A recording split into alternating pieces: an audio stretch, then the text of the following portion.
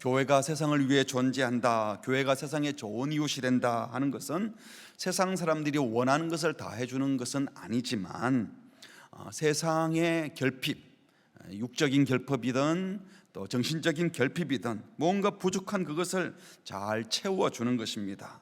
그렇게 하려면 우리가 그들에게 어떤 이웃이 되어야 되는가, 또 누구의 필요를, 어떤 분들의 필요를, 누구를 이웃 삼고 그들의 필요를 채워줘야 되는가 하는 것이 참 중요하죠.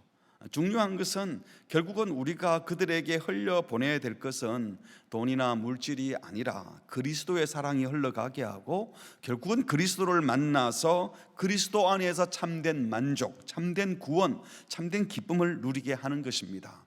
이런 차원에서 교회가 세상에 좋은 이웃이 된다는 것은 어떤 의미일까 하는 것을 오늘 본문을 통해서 살펴보려고 합니다.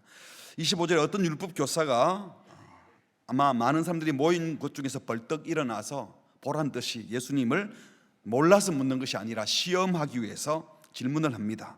선생님, 제가 무엇을 하여야 영생을 얻겠습니까? 이 질문하는 것 봐서 분명히 이 속에 그러면 영생이 없는 거죠. 아직은 영생을 얻지 못한 것 같아요. 근데 예수님이 역으로 다시 질문합니다. 성경에서, 율법에서 뭐라고 기록이 되어 있는지 네가 또 어떻게 읽는지 말해봐라. 율법의 내용은 무엇인지, 또 그걸 네가 어떻게 해석해서 읽는지 말해보라는 거예요. 근데 율법사는 기다렸다는 듯이 멋있게 대답을 하죠. 내 마음을 다하며 목숨을 다하며 힘을 다하며 뜻을 다하여 주 너의 하나님을 사랑하고, 여기까지는 누구나 아는 말씀이에요. 신명기 6장에 수에마 말씀에 하나님을 이렇게 사랑하라고 나와 있으니까요. 그런데 하나 덧붙였습니다. 또한 내 이웃을 내 자신같이 사랑하라 하였나이다. 레위기에 있는 말씀과 병합해서 하나님 사랑, 이웃 사랑이다 하고 너무나 핵심을 딱 집어서 정리해서 말을 해주었어요. 그랬더니 예수님께서 정말 대답을 잘했다, 옳다. 그런데 옳은 대답했으니 행하라, 그러면 살 것이다. 이 말은 정답이다. 근데 왜 정답대로 살지 않니? 라는 말씀이죠. 네가 답은 알면서 행하지 않구나. 이 율법사의 외식과 위선을 지적한 겁니다. 만일 그가 정말 영생을 사모했고 영생을 얻기 위해서 하나님 사랑, 이웃 사랑해야 되는 것을 알았다면 그렇게 하면 되는 거죠. 그런데 그렇게 하지 못했다면 와서 성경에 이렇게 되어 있는데 제가 하나도 실천이 참 어렵네요, 어떻게 하면 좋을까요? 선생님 아시면 도와주세요, 이래야 맞지. 이 와중에도 율법사는 또 자기가 옳다는 것을 증명하고 싶어서 또 질문을 합니다. 이 사람은 사실은 알고 싶은 게 아니라 자기를 드러내고 싶어서 온 거예요. 그래서 29절에 보니까 그 사람이 뭐라고요? 자기를 옳게 보이려고 예수께 또 묻습니다. 영생의 길을 배우고 싶은 것이 아니라 자기가 어떤 종류의 사람인지 사람들 앞에 말하고 싶은 거예요. 그래서 화제를 바꾸어서 그러면 내 이웃이 누굽니까? 행하라, 그러면 살리라, 이 말에 대답을 안 하고 이웃이 누군지 몰라서 마치 사랑을 못하는 것처럼, 다시 말하면 하나님 사랑하는 것은 제가 알겠다, 우리 하나님은 누군지 아니까. 그런데 이웃을 사랑하라 그러는데 이웃은 누구입니까? 이 역시도 사실은 예수님을 시험하는 질문이었어요. 왜냐하면 당시 유대 문헌들에 보면 유대 땅 밖의 이방인이나 유대 땅 안에 살고 있는 나그네 이방인, 그리고 또 세 번째는 사마리아 사람, 이 사람들은 이웃이 아니다라고 아예 못 박아 두었습니다. 이웃에서 제외되는 거예요. 그러니까 당시 율법 교사나 유대인들에게 있어서 이스라엘 백성이 사랑해야 될 이웃은 오직 할례 받은 유대인, 혈통적인 유대인만 이웃이라고 알고 있었던 겁니다. 그래서 이걸 확인하려고 묻는 거예요. 근데 사실 성경은 그렇게 말씀하지 않습니다. 레위기 19장 33절에 보면요, 거류민이나 너희의 땅에 거류하여 함께 있거든, 이 이방인을 가리키는 거잖아요. 그들을 학대하지 말고, 그 다음에 보니까 너희와 함께 있는 그 이방인인 거류민을 너희 중에서 나은 자, 그러니까 혈통 유대인과 똑같이 여기며 자기같이 사랑하라. 왜? 너희도 애굽 땅에서 거류민이지 않았느냐, 이렇게 말합니다.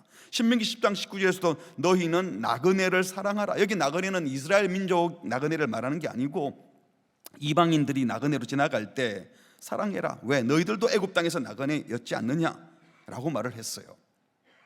19장 레위기 19장 18절에 보니까 같이 할까요? 시작. 원수를 갚지 말며 동포를 원망하지 말며 내 이웃 사랑하기를 내 자신과 같이 사랑하라. 나는 여호와니라. 이방인 나그네뿐만 아니라 원수도 갚지 말고 이웃을 자신처럼 사랑하라. 이게 다 구약의 율법이었습니다. 예수님이 새로 말씀하는 것 아니죠. 예수님이 이 말씀을 잘 알고 계셨고 율법사의 질문에 대한 대답으로 내가 레위기에 뭐라고 있는지 알려주겠다라고 말하지 않고요, 다른 이야기를 하나 들려주셨습니다. 30절에 예수님께서 대답하는 것이 뭐죠? 어떤 사람이 예루살렘은 높은 곳에 있었는데 여리고 저지대로 내려갑니다. 아마 예루살렘에서 일을 보거나 장사를 하거나 해서 여리고로 자기 집으로 돌아가는 중이었던 것 같아요. 그 길이 약 36km 정도 된다고 하는데 그 길이 굉장히 가파르고 암석들이 많아서 도둑들이 많이 출몰했다고 합니다. 강도들이 그 옷을 벗기고 때려 그의 거의 죽은 것을 버리고 갔다 했습니다. 예수님은 여기 강도당한 사람이 어느 사람인지 유대인인지 이방인인지 일부러 밝히지 않고 그냥 어떤 사람이라고 하셨어요. 왜냐하면 유대인이든 이방인이든 누구나 강도를 만날 수 있고 누구나 절실한 도움이 필요한 위험한 상황에 처할 수 있다는 것을 보여주고 싶었던 겁니다. 그런데 이렇게 절실한 도움이 필요한 사람 앞으로 마침이라는 표현을 썼어요. 한 제사장이 그 길로 내려가다가, 종교 지도자인 제사장이 마침 지나갔으면 좋은 일이 있을 줄 알았는데 그렇게 하지 않고 그를 보고 피하여 갔어요.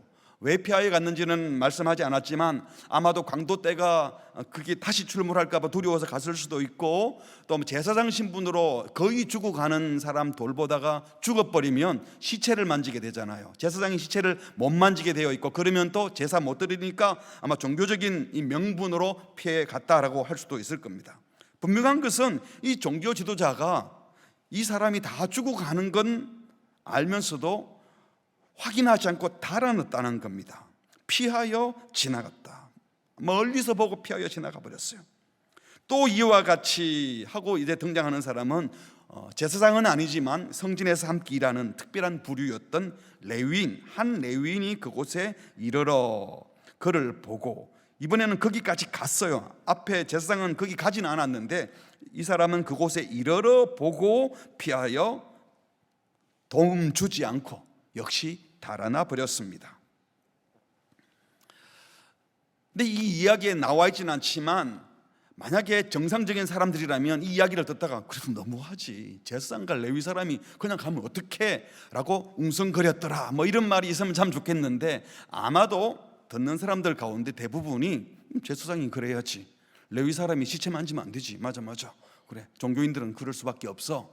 만약 그렇게 했다면 사실 종교가 사람을 망쳐놓은 겁니다. 불쌍한 사람 보면 당연히 불쌍히 여겨야 되는데 종교적인 명분으로 피해가도 될 것처럼 생각한다면 이건 비정상이 된 것이죠. 어쨌든 두 사람은 그렇게 지나갔는데 33절에 보니까 어떤 사마리아 사람, 누굽니까? 유대인들이 이웃의 범주에 넣지 않고 무시하는 사람, 아니 아예 사람 취급도 하지 않았던 이방인 중에 이방인이었던 사마리아 사람은 여행하는 중 거기 이르러 그를 보고, 그 다음 중요한 건요, 불쌍히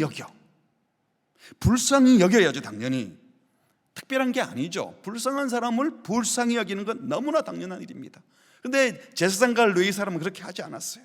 불쌍히 여기니까 가까이 가서 자기가 가지고 있는 기름과 포도주를 그 상처에 붓고 싸매고 자기가 할 수 있는 응급처치를 한 거죠. 그리고 자기 짐승에 태워, 자기 교통수단인데 그 환자에게 넘겨주면 자기는 걸어가야 돼요. 얼마나 힘들었겠습니까? 희생을 감수한 겁니다. 그리고 주막으로 데리고 가서 돌보아 주었다. 근데 그것으로 끝나지 않고 35절에 보니까 그 이튿날 그가 주막 주인에게 데나리온 2를 내어줬어요. 당시 하루 숙박비가 32분의 1 데나리온이라 그래요. 2데나리온이면 거의 2달치 숙박비를 준 거죠. 그러면서 이 사람을 돌보아 주십시오. 비용이 만약 더 들면 제가 또 갔다가 돌아올 때 나머지 더 갚겠습니다. 공경에 처한 사람이 회복될 때까지, 내가 책임질 수 있을 때까지는 책임지겠다는 말을 한 겁니다. 그리고 나서 예수님이 묻습니다. 36절, 네 생각에 이 세 사람 누구죠? 제사장, 레위인, 사마리아 사람 셋 중에 누가 강도 만난 자의 이웃이 되겠느냐? 라고 말하면 어떤 사마리아 사람입니다. 이게 정상적인 대답이죠. 그런데 37절에 보니까 그렇게 대답하지 않고 자비를 베푼 자니다 라고 했어요. 사마리아 사람입니다 이렇게 말하기 싫은 거예요. 사람 취급도 안 한 개 같은 사람이 혹시 그 강도 만난 사람이 유대인이면 사마리아 사람이 유대인의 이웃입니다라는 말이 되잖아요. 그러니까 그게 말하기 싫은 거예요. 일부러 핵심을 비껴갑니다. 자비를 베푼 자니이다. 예수님이 속을 다 들여다보지만 아무 반론도 하지 않고 다시 말씀합니다. 가서 너도 이와 같이 하라. 어떻게 하라는 겁니까? 자비를 베풀라는 겁니다. 더 정확히 말하면 자비를 베푼 사람이 유대인이든 사마리아인이든 도움을 받은 사람에게는 그 사람 이웃 아니냐. 마찬가지로 강도 만난 자가 유대인이 될 수도 있고 사마리아 사람일 수도 있고 심지어 너의 철천지 원수가 강도를 만날 수도 있다. 그래도 당장 생명의 위협을 받고 있는 불쌍한 사람 만나면, 누군가의 도움이 꼭 필요한 사람을 만나면 그 사람이 누군지 묻지 말고 일단은 도와줘라. 혈통, 인종, 지위, 신분, 너와의 관계 이런 거 묻지 말고 그냥 이웃이 되어 주거라. 네가 정해둔 그 모든 이웃의 한계를 철폐하거라 라고 말씀하신 것입니다. 누가 제 이웃인가요? 내가 누구의 이웃이 되어야 할까요? 이런 거 묻지 말고 누구에게든지 좋은 이웃이 되라고 말씀하신 겁니다. 그리고 예수님은 실제로 선민, 이방인 가리지 않고 우리 모두에게 긍휼을 베푸셔서 이방인이었던 우리들도 그리스도의 십자가의 대속의 은혜를 입게 하지 않았습니까? 복음은, 예수의 사랑은 온 세상을 위한 것임을 미리 보여주기도 하신 것입니다. 그렇다면 이 말씀을 받은 우리 교회는 어떤 자세로 세상을 대하고 세상 사람들, 이웃들에게 어떤 모습을 가지고 나아가야 할까요?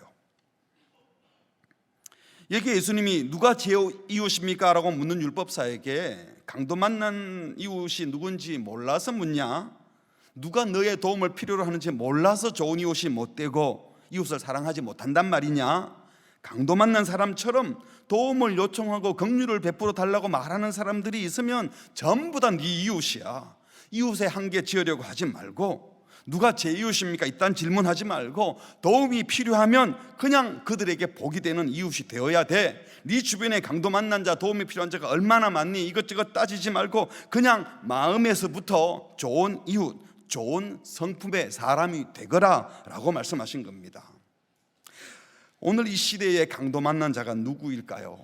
이유 없이 고통당하고 부당한 대우를 받고 생존의 위협을 받고 있는 자들이 강도 만난 자들입니다. 물론 우리 주변에 본인이 게으르고 성실하지 않아서 어려움을 겪는 경우도 있고 자기가 죄 짓고 고통을 당하는 경우도 많이 있죠. 하지만 힘없고 배경 없고 배운 게 없어서 힘든 경우도 있고요, 사악한 권력자, 사악한 사업주의에서 고통당하는 노동자들도 있고, 악한 권력자, 작은 권력이지만 뭔가 권력을 가지고 아래 사람을 부리는, 부당하게 대하는 일로 인해서 고통받는 백성도 있습니다. 심지어 사악한 부모 때문에 고통당하는 자녀들도 있기도 하고, 비인격적인 선생 때문에 힘들어하는 학생도 있을 수 있고, 부당한 공권력과 부당한 재판, 부당한 악법으로 인해서 고통당하는 경우도 분명히 있습니다. 요즘 우리나라에도 이주민 노동자가 점점 많이 들어오죠. 그러다 보니까 그 중에는 돈 벌려고 들어오는데 불법 체류자들도 있다 보니까 이들을 이용하는 악덕 업주들도 있어요. 불법 체류자를 이용해가지고 일시키고 돈 안 주고 인권을 무시하는 경우도 있습니다. 불법 체류 나쁜 거 맞아요. 또 그런 사람들 때문에 힘들어하는 사업주들도 분명히 많이 있어서 사회 문제가 되기도 합니다. 그러나 이런 문제는 차치하고 어쨌든 상대적인 약자인 이주 노동자들을 학대하거나 이용하는 것은 나그네를 접대하라는 성경의 가르침을 어기고 있는 겁니다. 혹시 우리 성도님들 가운데 누군가에게 월급을, 임금을 주는 일을 하십니까? 적절히 대해 주시기 바랍니다. 누구에게 일을 시키고 있습니까? 공무원으로 공무를 행하고 있습니까? 관리자로 계십니까? 함부로 대하지 말고 존중해 주십시오. 억울한 일이 생기지 않도록 공정하게 일을 하시기 바랍니다. 아무도 없어요, 우리는 그런 분들이.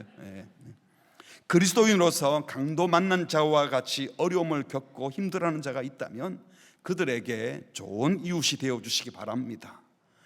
억울한 사람을 우리가 만나서 도와주는 것도 필요하지만요, 억울한 일이 생기지 않게 하는 것들도 더 중요한 거예요. 좋은 이웃이 되려고 할 때 예수 믿는 사람, 안 믿는 사람 차별하면서 돕지 마세요. 예수 믿는 사람에게만 편의를 제공하고 안 믿는 사람에게는 편의를 제공하지 않고 이러면 안 되는 거예요. 모두에게 좋은 이웃이 되고 좋은 사람이 되어야 합니다. 여기서 중요한 것은요, 과연 세상이 교회를 생각할 때 교회가 우리를 돕는 것과 기업가들이 우리를 돕는 것과는 다른 것 같아. 저 사람들은 뭔가 목적을 갖고 하지만 교회는 이웃의 한계를 정하지 않고 정말 필요한 사람에게 도움을 주는 곳이야 라고 생각할까요? 우리가 진정 그리스도의 가르침을 따라 이웃을 사랑한다면 그들이 이렇게 말할 거예요. 이 사람들이 우리를 대하는 태도부터 달라. 이들은 진정 우리를 자기 이웃으로 간주하고 우리의 진짜 필요를 위해서 도와주는 것 같아. 여러분, 과연 세상이 교회를 그렇게 생각하고 있을까요? 좋은 이웃이 되기 위해서는요, 좋은 일을 많이 하는 것보다 좋은 사람이 되는 것이 먼저입니다. 작년 자료입니다. 2023년 한국교회 사회적 신뢰도 조사에 따르면요, 기독교 목사의 말과 행동에 믿음이 간다, 긍정적인 반응이 20.8%, 부정 반응이 74.6%. 목사를 안 믿어요. 한국교회를 신뢰한다 21%, 3년 전에는 31%였는데 10%나 낮아졌대요. 작년 3년 사이에. 그 중에 무종교인들의 교회 신뢰도는 10.6%밖에 안 된대요. 그러니까 불신자들, 신앙이 없는 사람들은 교회를 신뢰한다? 10%도 안 돼요. 그러면 교회 다니는 사람이 전도하면 듣겠습니까? 교회 자체를 신뢰하지 않는데. 한국 교회가 사회 공동의 이익을 추구할 것 같으냐라고 물었더니 23%만 그렇다고 생각하고 나머지 60%는요 교회의 교리를 추구할 것 같다. 교인 집단들이 모여서 하는 것은 이 사회를 위해서 존재하지 않고 자기들 교리를 지켜나가는 집단이다, 이렇게 본다는 거예요. 사회 봉사활동을 가장 많이 하는 종교는 여전히 개신교가 1등입니다. 자타가 인정합니다. 그런데 신뢰도에 있어서는 가장 낮다는 것은 교회가 아무리 돈으로 사회 봉사를 많이 해도 세상이 우리의 진정성을 의심하고 있다는 겁니다. 저 사람들이 돈 뿌려서 좋은 일 많이 해도 속셈이 있다는 겁니다. 좀 심하게 말하면 교회가 우리를 사랑해서 좋은 일 하는 것이 아니라 우리 기독교인 만들려고 작업 거는 거다, 이렇게 본다는 겁니다. 그러므로 여러분, 좋은 이웃이 된다는 것은 돈으로 프로그램으로 하는 게 아니라 먼저 우리가 그리스도를 닮은 인격, 진짜 성도가 되어야 하는 겁니다. 참 좋은 성품, 세상 사람들이 감히 범접할 수 없는 아름다운 인격. 여러분, 우리가 결국은 전달해야 될 게 뭡니까? 그들의 육체의 필요가 아니라, 그들의 정서적인 안정이 아니라 그리스도의 사랑이 들어가야 돼요. 그러려면 우리 속에 그리스도의 사랑이 있어야 됩니다. 결국 그리스도의 사랑이 흘러가서 그들이 그리스도의 사랑을 보고 듣고 느껴야 되는데 교인들 피곤하다는 거예요. 젊은 며느리들이 제일 싫어하는 시어머니가 누군가 그랬더니 교회 권사 같은 시어머니래요. 아니, 그 사람들이 하는 얼마나 창피한 얘기입니까? 교회 열심히 되고 뭔가 열심히 하는데 불편하다는 거예요. 신앙이 잘못된 것이죠. 사랑하는 성도 여러분, 어떤 사람에게라도 마음으로 먼저 다가가십시오. 좋은 성품과 인격으로 다가가십시오. 선 긋고 담 쌓고 한기 짓는 사람으로 보여지지 않도록 그 누구에게나 좋은 이웃이 되시기 바랍니다. 정말 우리 마음속에 그리스도의 사랑이 풍성하면 그 사랑은 자연스럽게 흘러나올 거예요. 우리에게 향기가 가득하면 옆에 가면 좋은 향기가 나오는 겁니다.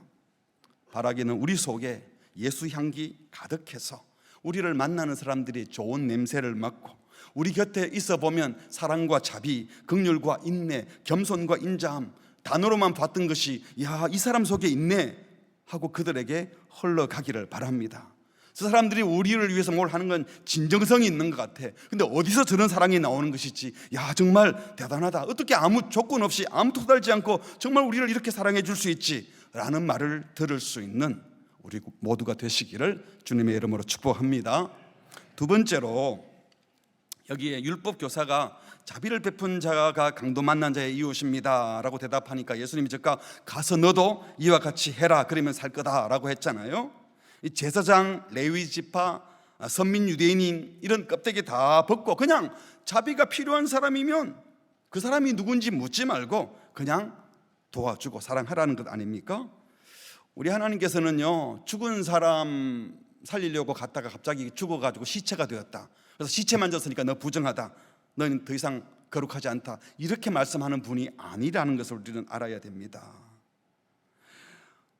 우리 마음대로 이 사람을 만나면 우리가 부정해질 수 있어. 이 사람은 만날 만한 사람, 저 사람은 만날 수 없는 사람 구분하면 안 됩니다. 우리 예수님은 거룩하신 하나님이셨지만 율법이 불결하다라고 말했던 나병 환자, 혈루증 환자 직접 만지고 치유해 주셨어요.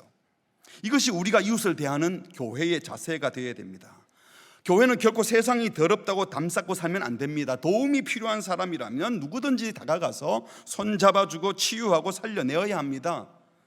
유대인이니 종교인이니 나는 거룩한 어떤 사람이니 하는 이 모든 껍데기 의식을 다 내려놓고 그들의 참된 필요를 채워주는 좋은 이웃이 되어야 되는 거예요. 이런 차원에서 교회는 둘째로 세상과 구별되는 분명히 거룩한 공동체이지만 세상과 담쌓기 위해 거룩한 것이 아니라 왜 거룩한가, 뭐가 거룩한가, 세상 사람들을 세상과는 다른 방식으로 환대하고, 세상은 환대 안 하는데 우리는 환대하고, 세상은 자기들의 무슨 명분을 위해서 누군가에게 도움을 주지만 우리는 정말 세상을 복되게 하기 위해서 그들을 도와주고, 그리고 그들을 환대하려면 대화를 해야 되잖아요.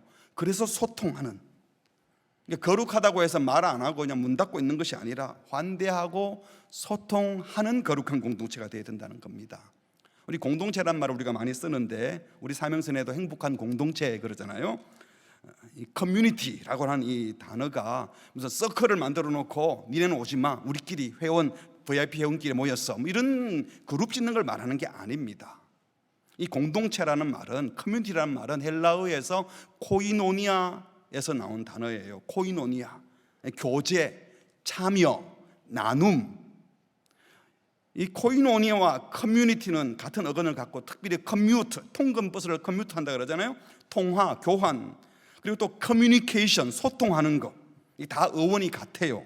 그러니까 공동체는요, 소통하고 대화하는 곳, 그것도 우리끼리만 소통하고 대화하는 것이 아니라 커뮤트, 통근 버스처럼 왔다 갔다 하면서 세상과도 소통하고 통화하고 꽉 막힌 것이 아니라는 거예요. 우리가 성찬 예식을 커뮤니온이라는 단어도 써요. 커뮤니온. 근데 이게 성찬식이라는 뜻도 되고 공동체라는 뜻도 됩니다. 교회 공동체는 거룩한 주의 살과 피를 먹고 마시는 주님과 연합한 거룩한 커뮤니온입니다. 죄된 세상과 분명히 구별된 커뮤니티, 공동체입니다. 그러나 그 거룩함의 목적이 세상을 담쌓기 위해서 아니라 세상을 환대하기 위해서 거룩해야 돼요. 또 그들을 받아들이기 위해서 거룩해야 되고, 그러려면 나누고 교제하고 참여하는 소통하는 공동체가 돼야 돼요. 교회 사람들하고 말이 안 통한다, 생각이 꽉 막혀가지고 말이 안 통해, 대화가 안 돼, 언어가 달라, 이러면 안 된다는 겁니다. 그래서 교회는 세상이 함부로 할 수 없는 거룩함을 지니지만 세상이 언제나 다가오기 편한 소통하는 공동체가 되어야 되는 겁니다. 우리 예수님이 그랬습니다. 신적 영광과 권능을 가진 거룩하고 초월적인 하나님이셨지만 성육신하셔서 사람들 곁에 오셨고 함께 호흡하고 함께 먹고 마시고 함께 살을 부비며 사셨어요. 그러므로 교회가 쓰는 표현, 용어들이 마치 세상을 속물 취급하듯이 말하고 우리만 거룩하고 도덕적으로 우월한 듯이 말하는 이 자체가 옳지 않습니다. 교회라는 존재 자체에 그 삶의 내용 속에 세상이 범접할 수 없는, 세상에는 없는 희생과 사랑과 섬김과 겸손과 배려와 어떻게 이런 양보까지 하지? 이게 달라야 된다는 거예요. 이게 거룩해야 돼요. 외적인 어떤 모양이 거룩한 것이 아니라 사랑함에 있어서 그들과는 차원이 다른 사랑을 하는 그런 거룩함이 있어야 된다는 거예요. 그래서 우리가 무슨 일을 하더라도 늘 세상을 염두에 두고 그들을 환대할 마음을 갖고 받아들일 준비를 하고 대화하고 소통할 준비를 해야 됩니다.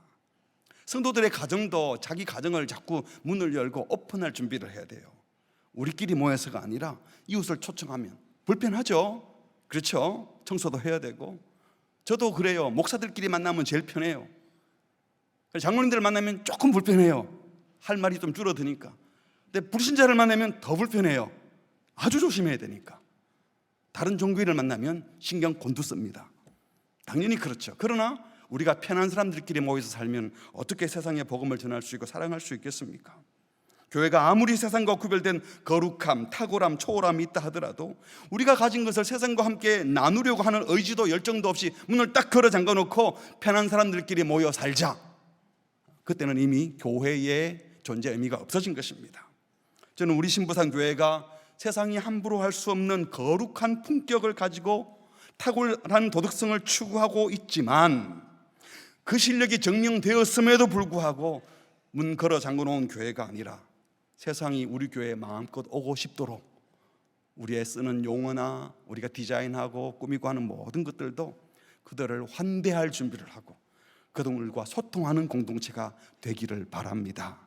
그러려면 내 눈에 편한 것이 아니라, 어른 세대가 편한 것이 아니라 젊은 세대들이 뭘 좋아하는지, 어린아이들이 뭘 좋아하는지 그런 생각으로 모든 일을 추진해야 되는 것이죠. 이미 우리는 건물을 오픈하고 있습니다. 주차장, 예배당, 교육관, 카페, 이런에 다 개방하고 있어요. 그런데 중요한 것은요, 건물만 개방하는 것이 아니에요. 이건 상징적인 것이고 실제로 우리의 모든 자원은 이웃의 필요를 채워줘라고 주신 것인 줄 알고 그들이 도움이 필요하다라고 우리에게 말할 수 있는 공동체가 되어야 된다는 거예요.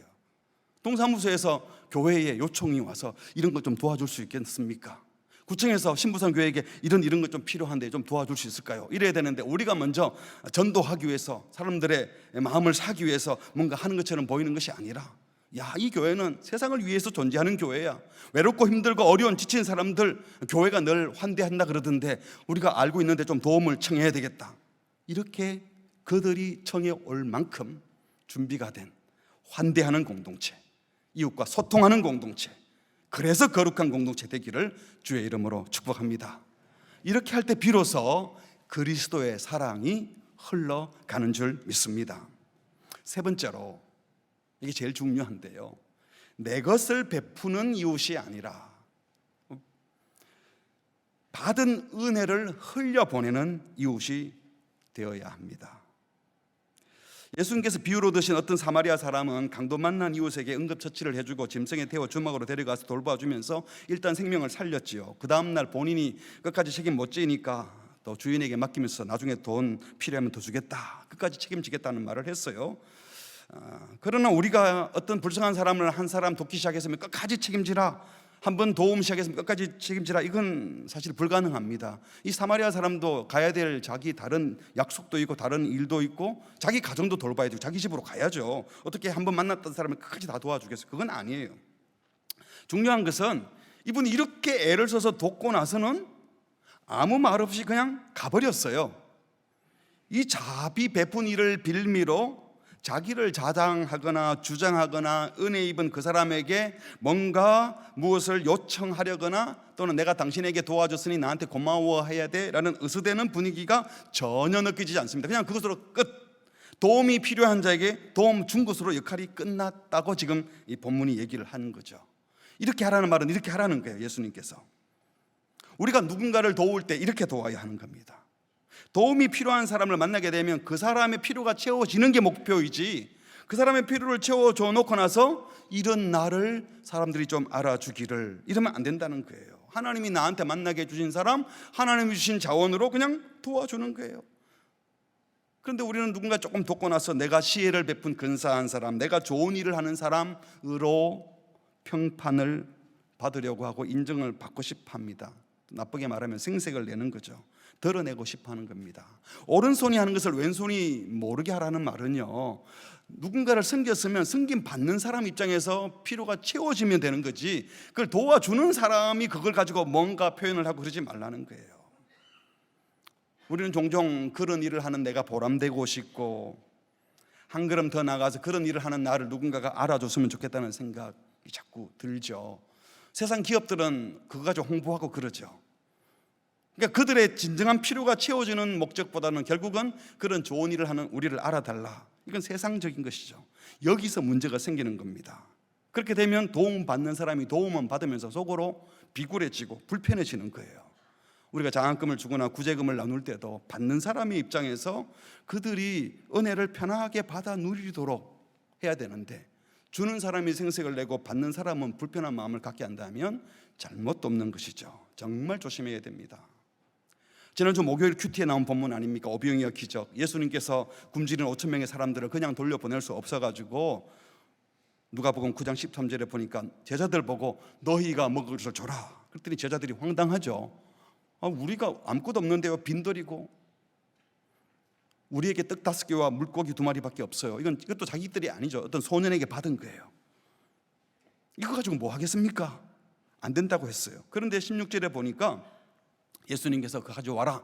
그래서 그 오병이어를 가지고 감사 기도를 하나님께 올려드리고 제자들에게 나눠줍니다.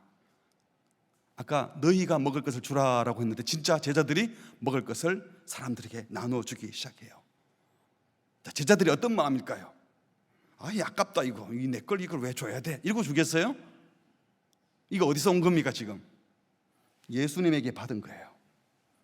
예수님에게 받은 것을 나눠주는, 자꾸 나와. 이거 누가 주는 거예요? 주님이 주는 거죠. 제자들은 자기 걸 주는 게 아니라 주님께 받은 것을 흘려보내는 통로가 되고 있는 것입니다. 우리가 사람들의 육적인 필요를 채워주든 정신적인 영적인 필요를 채워주든 우리가 누군가의 필요를 채워줄 때 자꾸 내 걸 줬다 생각하면 아깝고 내 걸 줬다 생각하면 인정받고 싶지만, 이게 주님이 주신 것을 나는 그냥 흘려보내는 통로가 된다 생각하면 아까울 것도 자랑할 것도 없는 것 아닙니까? 어떤 모임에서 식사 모임할 때 제가 오늘은 담임 목사님이 밥을 산답니다. 그러니까 목사님 무슨 돈이 있어서 그렇게 사냐고. 제가 사는 돈이 어디에, 제 돈이 어디 있습니까? 다 교회에서 주는 건데요. 제가 교회에서 주는 거라고 말을 했죠. 사실은 목사가 갖고 있는 다 성도님들이 주신 돈이고 헌금을 한 돈이니까 다 그 돈이 그 돈이고, 제가 사역비로 쓰든 뭘로 쓰든 다 그렇잖아요.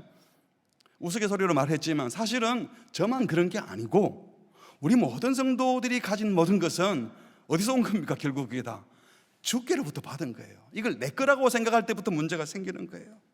열왕기상 29장 14절에 보면요, 이스라엘 백성들이 성전을 위해서 엄청난 헌신을 해놓고는 그들이 이렇게 기도를 합니다. 모든 것이 주께로 말미암아서 오니 우리가 주의 손에서 받은 것으로 주께 드린 것이지 우리 걸 드린 게 아닙니다 하고 드리는 것을 즐거워해요.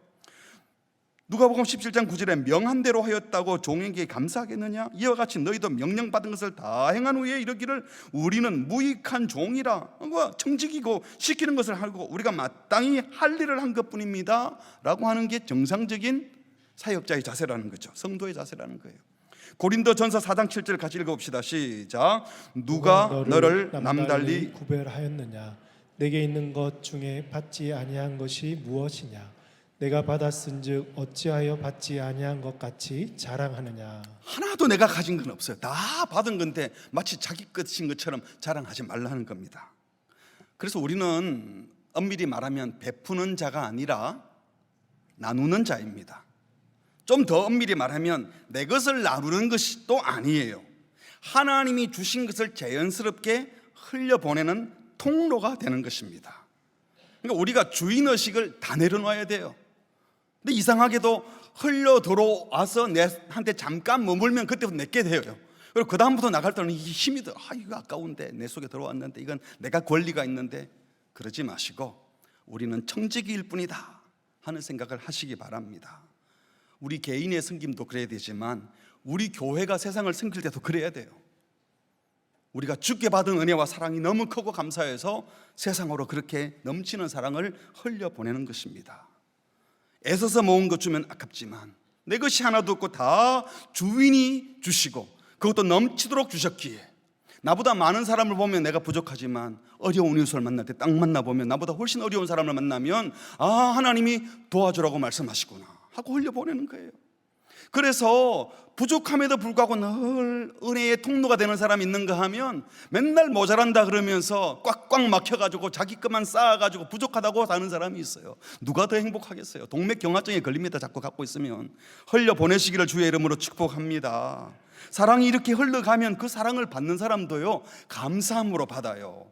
내 걸 막 아끼듯이 내가 베풀듯이 이렇게 주면 받는 사람도 나도 언젠가 나눠주는 사람이 돼야 되는데 이러지만, 주는 사람이 내 거 아닌데? 주님이 주신 건데? 하고 나눈다면 받는 분도 즐겁게 은혜롭게 받게 될 겁니다. 주인의식 내려놓고 청지기의식으로 섬기시기 바랍니다. 내 것으로 생색내는 사업하는 교회가 아니라 그냥 이웃의 필요를 채워주는 주님의 심부름꾼이 되는 교회가 되기를 바랍니다. 여러분 그래서 오해했어요. 그렇다고 뭐 교회 건물이나 재정을 어려운 일이 있으면 막 퍼부자, 이건 아니에요. 공동체 식구들이 함께 헌금했고 또 함께 사용해야 되기 때문에 건물 관리도 잘 해야 되고 재정도 가능하면 더 효과적으로 모두에게 유익하도록 체계도 필요하고 나름의 규정도 필요해요. 근데 여기 조심할 것은요, 이런 관리 체계, 이런 재정 계획, 이게 관리 한번 잘하겠다, 체계를 지켜야 되겠다 하는 규정이 되면 안 되고, 여기도 중요한 것은 모두에게 더 유익하게 하기 위해서 그 체계를 세웠지만 그걸 넘어가야 될 때도 있는 겁니다. 예를 들어서 우리 교회 마당을 이제 이웃과 함께 쓰려고 만들어 놨더니 어떤 사람들은 마치 자기 땅인 것처럼 막 주장하고 우리 관리 간사님한테 막 대들기도 하고 막 화를 내기도 하고, 그러면 우리 땅인데 쥐가 왜 저래? 이런 생각이 들 수도 있어요. 그런데 그럴 때도 이상한 사람들을 만나더라도 우리 마음 깊은 것 속에 이건 하나님 주신 것인데 같이 나누려고 하는데 이렇게 규칙을 못 지켜서 남에게 피해 주는 연약한 분이 있구나, 어떻게 하면 잘 도울까, 이렇게 접근해야 되지, 왜 남의 땅에 와서 당신이 큰 소리요? 라는 식으로 하지 말아야 된다는 겁니다. 관리를 할 때도 우리는 철저하게 청지기 의식을 가지고 질서를 지키게 할 뿐이지, 결론은 모두가 이 과정 속에서도 행복해지고 이 과정 속에서도 자연스럽게 하나님을 만나도록 하는 우리가 되었으면 좋겠습니다. 말씀을 맺겠습니다. 첫 번째로, 이 시대 강도 만난 자 누구에게나, 도움을 누군가가 요청하면 누구에게나 좋은 이웃, 행동만이 아니라 좋은 성품의 사람이 되시기를 바랍니다. 내가 이 좋은 일을 많이 하는데 사람들이 왜 나를 안 알아주지? 좋은 일이 중요한 것이 아니라 좋은 사람이 아니어서 그런 거예요. 좋은 사람이 되시기를 바랍니다. 두 번째로, 좋은 이웃이 된다는 것은 환대할 준비를 하고 소통하는 사람이 되어야 합니다. 말이 통해야 해요. 나를 받아주구나 하는 느낌을 가져야 됩니다. 주머니도 열고 교회당 문도 열고 마음도 여는 우리 교회가 되기를 바랍니다. 세 번째로, 주인의식이 아니라 무슨 의식요? 청지기 의식을 가지고 내 것이 하나도 없어요, 나는 그냥 심부름꾼이에요. 그래서 그리스도의 사랑을 흘려보내는 통로가 되려고 할 때 정말 이 세상이 복된 세상이 될 겁니다. 우리 교회 모 집사님 중에 한 분이 지금 수년째 교회 지정 헌금을 그치지 않고 그냥 또 누군가 그치면 도움 받는 분이 불편할 수 있어서 그냥 목사님이 알아보시고 도움 필요한 사람 정해주면 제가 기십만 원을 정기적으로 후원하고 싶어요. 이래서 지금 수년째 그렇게 하는 분이 계세요. 한 분이 충분히 회복되고 난 다음에 또 도와준다니까 저는 이제 괜찮아요 라고 하셔서 다른 분에게도 이런 사랑이 흘러가면 좋겠습니다. 그래서 또 다른 분에게 말씀드렸더니 그분이 제가 이런 도움을 받아도 될까요? 힘들긴 힘들지만 제가 보니까 도움 받아야 돼. 그런데 이분이 그런 아름다운 마음의 자세를 갖추시길래 제가, 집사님 만약에 누군가 어려운 사람이 있으면 도울 거예요, 안 도울 거예요? 도울 거래. 자기는 도울 거면서 왜 도움을 안 받으려고 그래요? 도움 받으세요 그냥. 그리고 그 대신 이렇게 도움받고 회복되면 또 누군가에게 말없이 그렇게 흘려보내세요. 그러니까 그러면 도움받겠습니다 하고 이제 또 이렇게 흘러가고 있어요.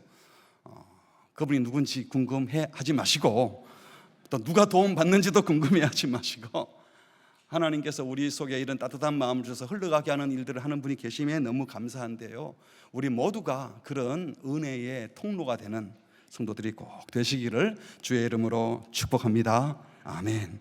우리 함께 찬양하겠습니다.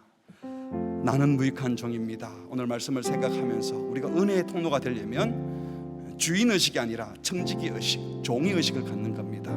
좋은 사람이 되어야 좋은 이웃이 되는 것이고요, 소통하고 환대하는 사람이 되어야 합니다. 그런 마음을 담아서 함께 고백하겠습니다. 내가 주 예수께 받은 사명 모두 마치고 나의 달려갈 길을 다하여도 내가 주 위한 곳에 남보다 더하였어도 나의 마지막 고백 난 무익한 종입니다. 내가 10번을 산다 해도, 내가 10번을 산다 해도, 천년을 수고하여도 눈물이 내 앞을 매일 가려도 모두 위해 내 모든 것 버려도 나의 마지막 고백 난 무익한 종입니다. 나는 무익한 종입니다. 주님만 높임 받으소서. 나는 무익한 종입니다. 아버지 사랑합니다. 나는 무익한 종입니다. 주님만 높임 받으소서.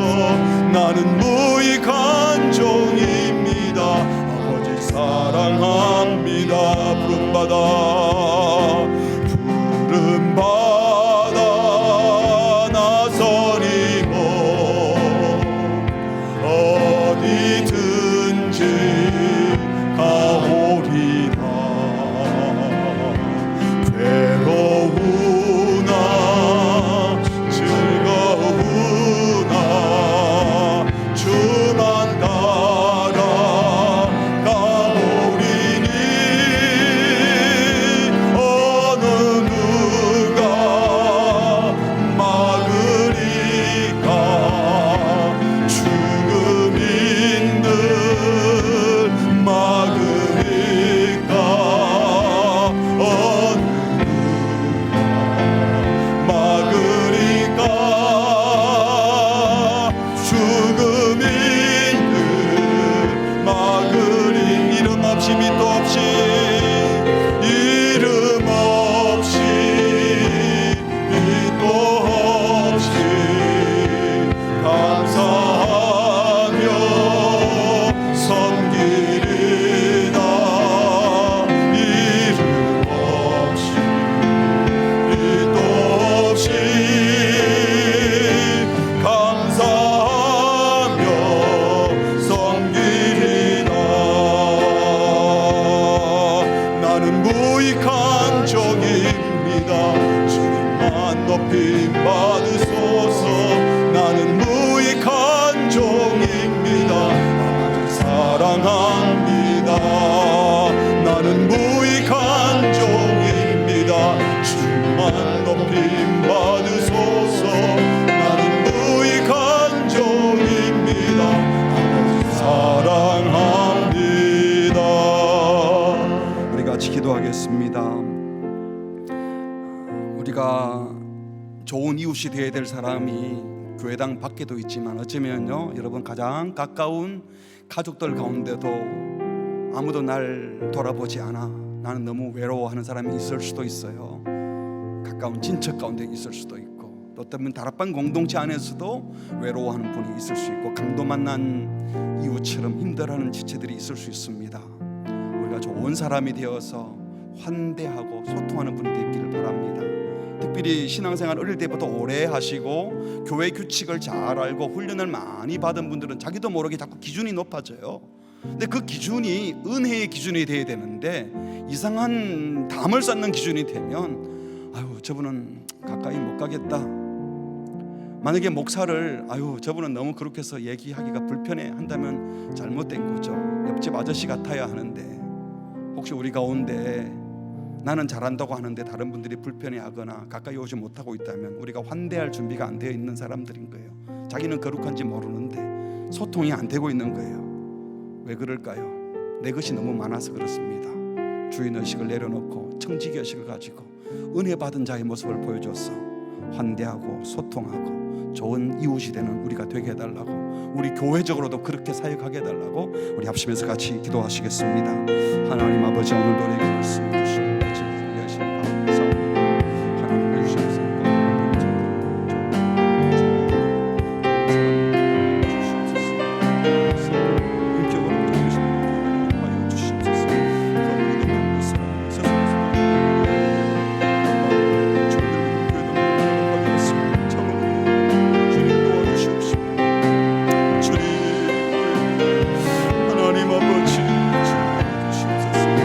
주님